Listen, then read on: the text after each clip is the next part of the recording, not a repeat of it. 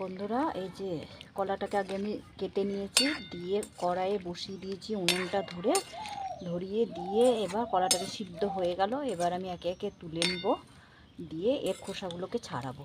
ব্যাস নিচ্ছি, দেখুন। এখনো স্টার্ট হয়নি, বলবো তারপরে বলবো, ঠিক আছে?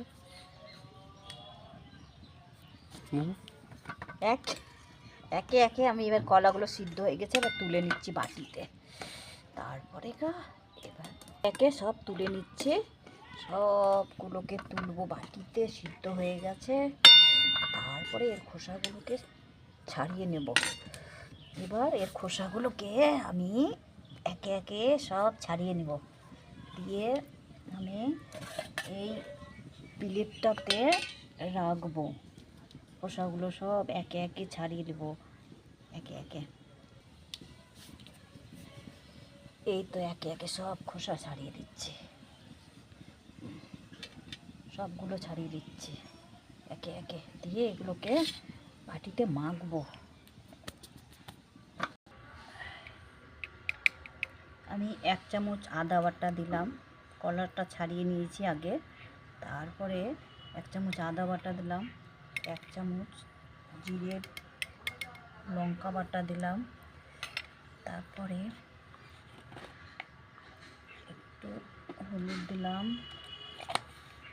একটু জিরে ধনে ভাজা দিলাম 1 চামচ, তারপরে একটু হিং দিলাম, তারপরে একটু মধ্যে কালো জিরে দিলাম, তারপরে ওর মধ্যে যে পরিমাণ মতন লবণটা লাগে সে লবণটা দিলাম, তারপরে 1 চামচ বেসন আর একটু দিলাম। এবার এটাকে একটু আমি মেখে নেব।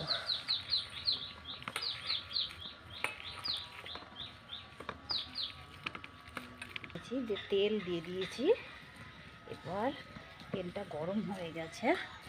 এবার আমি একে একে ডো বানিয়ে সব বড়াগুলোকে এবার এইভাবে দিব, দিয়ে এবার ভাজবো।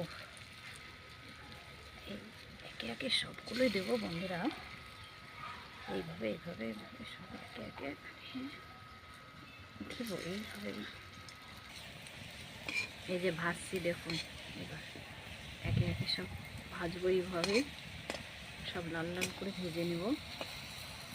একে একে প্লেটে বড়াগুলোকে তুলে নিচ্ছি, একে একে সব এইভাবেই আমি সব বড়াগুলোকে ভাজবো আর একে একেই তুলব। কড়াইয়ে তেলটা আমি দিলাম ঝোল করার জন্য, আর জিরে ফোড়ন দিলাম, হিং ফোড়ন দিলাম, টমেটো কেটে রেখেছিলাম সেটা দিলাম। এটাকে একটু ভাজবো। এবার হলুদ দিলাম, এবার লবণ দিলাম, একটু নাড়বো।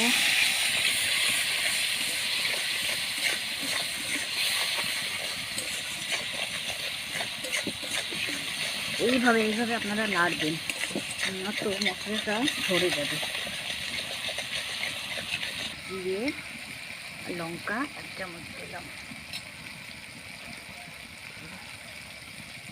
আদা বাটা 1 চামচ দিলাম। এবার মশলাটাকে কষাবো।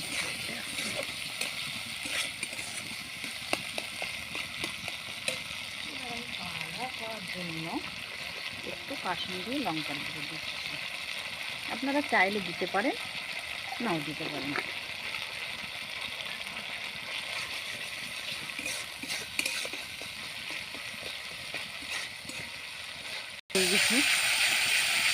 তেল ফুটে গেছে, দেখতে পাচ্ছেন যে তেল ছেড়ে গেছে, এই একবারে ছেড়ে গেছে। এবার জল দিয়ে দিতে হবে।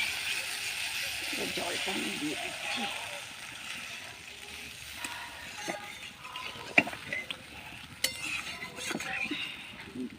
দিয়ে দিলাম, ব্যাস। এই ঝোলটা ফুটবে, তারপরে বড়াগুলো দিব একে একে। এবার আমি একে একে বড়াগুলো সব দিয়ে দিই, সব বড়াগুলো দিয়ে দেবো। ঝোলটা ফুটে গেছে, একে একে সব ভেজে রাখা বড়াগুলো আমি ঝোলের মধ্যে দিয়ে দিচ্ছি, সব দিয়ে দিব একে একে। এবার একটু নেড়ে দিব, ঝোলের মধ্যে বড়ার মধ্যে ঝোলগুলো যাবে। আপনারা বাড়িতে একবার ট্রাই করে দেখুন, ভালো লাগবে।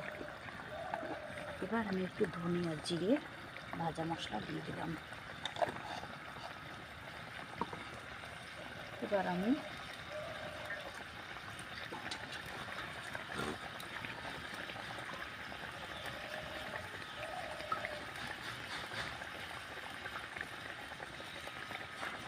একটু ফুটতে দিয়ে দিয়েছি, একটু 5 মিনিট ফুটুক। 5 মিনিটের জন্য ফুটতে দিয়ে দিয়েছি। তারপর এবার আমি নামাবো, ঝোলটা হয়ে গেছে। এবার আমি একটু গরম মশলা দিয়ে দিলাম।